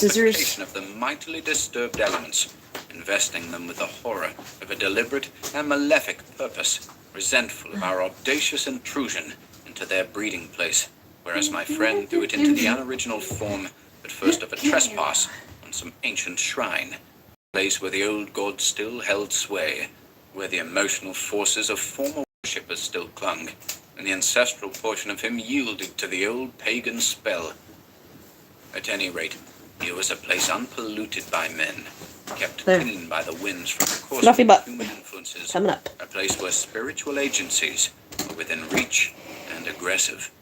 Never, before or since, have I been so attacked by indescribable suggestions of a beyond region, of another scheme of life, another revolution not parallel to the human. And in the end, our minds would succumb under the weight of the awful spell, and we should be drawn across the frontier into their world. Small things testified to the amazing influence of the place, and now, in the silence around the fire, they allowed themselves to be noted by the mind. The very atmosphere had proved I have itself such a splitting headache right now. medium to distort every I'm gonna indication finish of this the guy, or at least put his eyes on and his hurrying teeth, boatman and I'm gonna making call it a signs, night, I think. the shifting I also have to clean the willows, entire upstairs because it all looks had like a been bomb robbed went of off its up there. natural character, revealed in something of its other aspect, as it existed across the border to that other region. And this other aspect was now How long is your the course? race. The whole experience, the verge we touched, was unknown to humanity at all. It was a new order of experience, and in the true sense of the word, unearthly. It's the deliberate, calculating purpose that reduces one's courage to zero, the Swede said suddenly, as if he had been actually following my orders. Otherwise, imagination might count for much. But the paddle, the canoe, the lessening food, haven't I explained all that once? I interrupted viciously. You have, he answered dryly. You have indeed. He made other remarks too, as usual. Thank you. About what he called the plain determination. I was going provide to a victim. do the whatchamacallit Having now arranged my thoughts better, work. I recognized that I this was usually simply do a the live cry stream of his every frightened night for 2 or soul 3 hours. against the knowledge that he was being attacked in a vital Unless part I'm working, then I might do an he hour, I might taken not, or depending on. destroyed. I was going to The live stream situation yesterday, but I called ended up for in courage and calmness of the reasoning, hospital. but neither was See, how does your hospital work? and If I I'm in had pain, never I just go before to the been so hospital, I see fully the conscious of doctor, two persons he in me. prescribes shit, One I that go buy the explained everything, drugs, and the then I other go that home. laughed But at you such got, like, foolish insurance and explanations, stuff, right? Yet was horribly afraid. Meanwhile, in the pitchy night, the fire died down and the woodpile grew small. Neither of us moved to replenish the stock, and the darkness consequently came up very close to our faces. A few feet beyond the circle of firelight, it was inky black. Occasionally, a stray puff of wind set the willows shivering about us. Yeah, that's the But thing that never apart from this not very understood sound, for the States. and I'm just depressing sick, I just go to the silence, hospital. broken only by the gurgling of the river and the humming in the air of the Yeah. We both missed, I think, the shouting company of the winds. At length, at a moment when a stray puff prolonged itself as though the wind were about to rise again, I reached the point for me of saturation, the point where it was absolutely necessary to find relief in plain speech, or else to betray myself by some hysterical extravagance that must have been far worse in its effect upon both of us. I kicked the fire into a blaze and turned to my companion abruptly. He looked up with a start. I can't disguise it any longer, I said. I don't like this place, and the darkness, and the noises, and the awful feelings I get. There's something here that beats me utterly. I'm in a blue funk, and that's the plain truth. If the other shore was different, I swear I'd be inclined to swim for it. The Swede's face turned very white beneath the deep tan of sun and wind. He stared straight at me and answered quietly, but his voice betrayed his huge excitement by its unnatural calmness. For the moment, at any rate, he was the strong man of the two. He was more phlegmatic, for one thing. It's not a physical condition we can escape from by running away, he replied, in the tone of a doctor diagnosing some grave disease. We must sit tight and wait. There are forces close here that could kill a herd of elephants in a second, as easily as you or I could squash a fly. Our only chance is to keep perfectly still. Our insignificance, perhaps, may save us. I put a dozen questions into my expression of face, but found no words. It was precisely like listening to an accurate description of a disease whose symptoms had puzzled me. There. I mean, He's got a so fluffy far, butt now. although aware of our Much disturbing better. presence, they have not found us, not located us, as the Americans say, he went on. They're blundering about like men hunting for a leak of gas. The paddle and canoe and provisions prove that. I think they feel us, but cannot actually see us. We must keep our minds quiet. It's our minds they feel. We must control our thoughts, or it's all up with us. Death, you mean? I stammered, I see with the horror of his suggestion. Worse, by far, he said. Death, according to one's belief, means either annihilation or release from the limitations of the senses. But it involves no change of character. You don't suddenly I alter have just because to get the my body's gallbladder out. But this means a I've known radical for a alteration, while. I've had a couple of complete change, attacks. Went to horrible loss outpatients. of Let me put oneself this by way. I substitution, am far worse than terrified death, of needles. even annihilation. And last time I was at the Happened hospital, I'm to like, death in a spot where there take was it from me. flowers, That part where over the here, veil not over between here. has Thank you. worn thin. So, Horrors. yeah. He was using my very own phrase. But my doctor retired, and he didn't find anyone to replace him. So I've been without a doctor, but I still I have... asked. I forgot the Okay, sheep. you're gonna get a health thing. So I have this weird... Okay, I have a gallstone. I've known about that for over 10 years now. But the last couple of months, I get this really weird pain in my jaw. So I went to outpatients, saw the triage nurse, saw the virtual doctor. And she put me to a CT scan. So I got the CT scan November of last year. Nobody got a hold of me. And so I'm like, well, okay, no news is good news. If it was something, you'd think somebody would have reached out to me, right? Well, nobody reaches out because you don't get a friendly doctor, and that's kind of their job. Anyway, so I have colitis as well. So I went to my colitis doctor for my usual checkup. And I mentioned I had the CT scan. They took a look at this, and fibroid uterus and pulmonary, blah, blah, blah. And I was like, excuse me? He's like, yeah, the uterus thing, go see a gynecologist if it hurts. I'm just like, yeah, what about the other things you just stopped telling me about? Because you're not supposed to even mention anything, so this is kind of like you're settling to see the outpatients. So, freaked out about that for a couple of days, saw outpatients, saw the ritual doctor again. So, I have lumps on my lung. Nodules, if you will. But they're not concerned about them. They think they're benign, but I'm scheduled for a CT scan every November, basically for the rest of my life. Now, they are concerned about my thyroid, because there's a lump on that. And they're not quite sure about that, because I didn't get a good picture. So I'm scheduled for it's been a couple of months, but I'm still waiting. I'm scheduled for a thyroid scan on the 22nd of September. And the only reason I know I'm lumpy on the inside is because of that CT scan that I got last November. Because I feel 100% fine, minus the gallstone. So yeah, I'm grateful for my health care. So I should have known something was up with my thyroid, because I've been in a good mood for like 2 years now, and I'm wondering if it's that lump on my thyroid giving me like, just kind of like murdering my sad hormones and be like, the world is ending. That's okay. We can go get a chocolate milk later. So, like, I'm kind of mixed bag of it. Like, I should be freaking out more than I am. But if this thing on my thyroid is affecting my hormones and keeping me calm, then I kind of want to keep it if it's benign. Because it's keeping me fucking mellow. And I like it for one. Because I've been like, I did myself since I was like 7 years old. And it's really nice to be at this point in my life where, like, I don't feel like that anymore. Oh, by the way, I do get therapy as well. Therapy is lovely. Highly recommended. Never mind, you're American. You can't have it. I'm so sorry. You can't have any of the good stuff. Okay. I'm going to stop teasing you about that, but yeah. I'm happy for my healthcare. Because I couldn't afford it anyway. Either way. And yeah, I have to wait a couple of months to see a doctor, but like, I still get to see a doctor. Because I couldn't afford one any other way.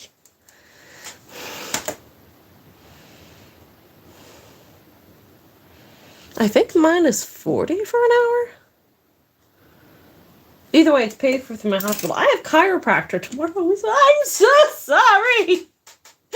You're suffering in agony. I'm like, I'm going to go see my therapist next week. And tomorrow I'm seeing my chiropractor. And the end of the month, I'm getting a scan on my thyroid. And a CT scan in 2 months. And you're just like, I hope what's wrong with me goes away. And the doctor's going to get a hold of me about getting my gallbladder cut out. I'm sorry. I am so sorry. I'm sorry. Oh, I'm so sorry. Oh, you suffer.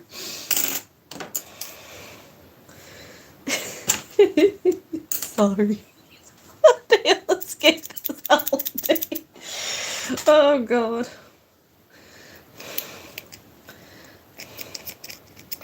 I'll see if a friend of mine is opening to marrying someone from America.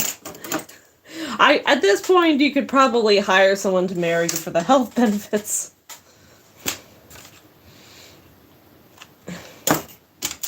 Oh. There we go. Oh. There we go. I need my concentration now to put his claws, fangs in.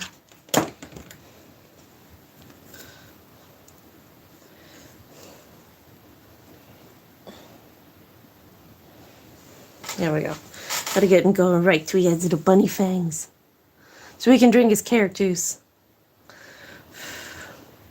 There is probably a forum or a Discord online looking to marry a Canadian for the healthcare benefits. Alright. Oh god, I need aspirin. I'm probably already dehydrated, so bunny fangs. So what do you think? You think the eyes are cute? Don't know what I'm gonna do for horns. But I don't know if, like, he's a bunch of different colors, so I could go, like, I do have a light pink. I do have, like, the dark pink, like those horns were over there. I do have the green. I do have yellow, and I do have blue. There's no blue in him. So I want to get, like, something like a cherry blossom pink, I think, would be cute for this, for horns for him. But I think I am done. You want to tour the craft room? Before I head out for the night? Welcome to the nightmare. Okay. We'll start over here. This is everything I've done tonight. So the jackalope, the pig, the lamb. This is another stash jar, the tiny bunny, another jackalope, the big jackalope. This is a giant stash bear, and that is the clown bear. And that is Pooh. He'll be finished tomorrow once he gets all dried. Yeah. And this is all of my stuff. This is the mess. We'll finish listening to the Willows as well tomorrow. But yeah. And that's not including what's upstairs. Like, this is all the stuff that isn't finished. I have, like, bags of plastic fangs. And these little guys need to be finished as well. They need to be painted. And I have too much ambition and not enough time in the day. And all those are full of stuff. And I might have a problem. Listen, I could be addicted to crack. I could be a meth head. Instead, I'm a craft addict. Not a crack addict, a craft addict. But yeah.